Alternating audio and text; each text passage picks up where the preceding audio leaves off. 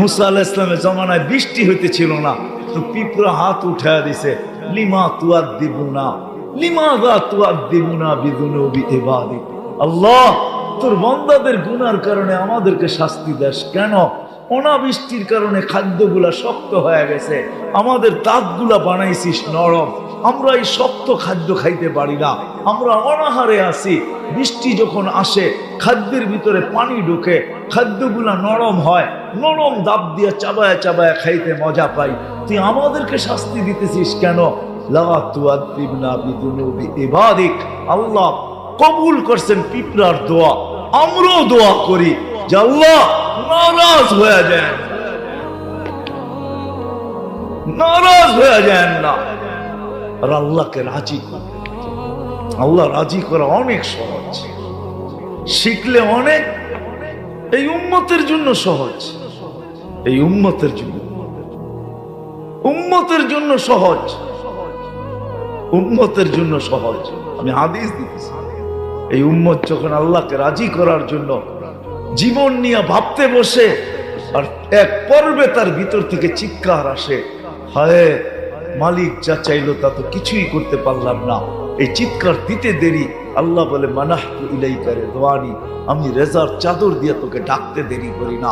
আল্লাহতু ইলাইকা গুফরানি, তোকে মাফ করার, তোকে মাফ করতে দেরি করি না, মাপের ভান্ডারের ভিতরে তোকে ডুবাইতে দেরি করি না, ছুটা এসা পিঠে হাত রাখতে দেরি করি না, আর এই কথা বলতেও দেরি করি না। লা তাহসান, চিন্তার কোনো কারণ নাই, গফারতু লাকা যুনুবা ওয়াল আওসার, তো সব গুনাহ খাতাকে মাফ করা। এই জন্য আল্লাহর সাথে কাঁদি, আল্লাহ শিখি শিখি শিখি কিভাবে আল্লাহকে রাজি করা যায়।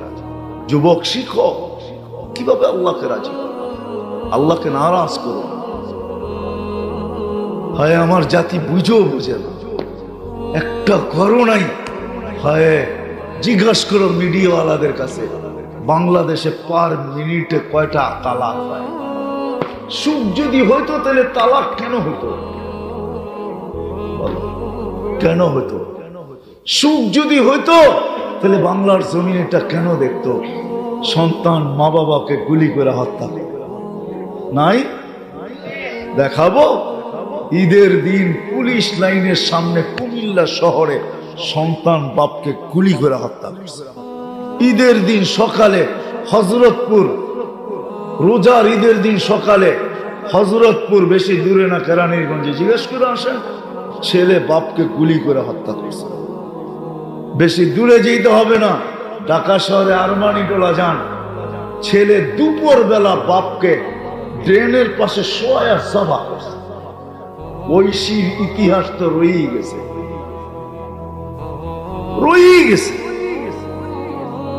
সুখ যদি হতো, আসেন আল্লাহকে কিভাবে রাজি করতে হয় শিখি, আর আল্লাহ অল্পতে রাজি হয়। আমি হাদিস দিতেছি, গুনাহ কইরা যদি কেউ আল্লাহ বলে চিৎকার দেয়, গুনাহ কইরা যে আল্লাহ করলাম কি, এখানে তওবা ইস্তেগফার কিচ্ছু নাই। আল্লাহ উপর থেকে বলে আলিমা আবদি আন্না লাহু রাব্বা, বান্দা স্বীকার উক্তি দিল আল্লাহ বলে একজন আছে। মাপ না চাক তাতে কি আসে যায়? আমার নামটা তো উচ্চারণ করছে, এটারও তো কিছু ফায়দা বা বেনিফিট পাওয়া উচিত, কিছু লাভ পাওয়া উচিত। আল্লাহ বলে গফারতু লাক, সবচেয়ে বড় লাভ তোর জন্য এটাই হবে, তোর গুনাহটা মাফ করে দিলাম। সাহাবা জিজ্ঞাসা করছে, ইয়া রাসূলুল্লাহ ডেইলি কয়বার করা যাবে? তো বলছে ওয়ালাউ ফিল ইয়াউমি ৭০ মাররা, ডেইলি যদি ৭০ বার করো, ৭০ বার, তারপর আল্লাহ মাফ করে। যুবক শিখো আল্লাহ কিভাবে রাজি হয়।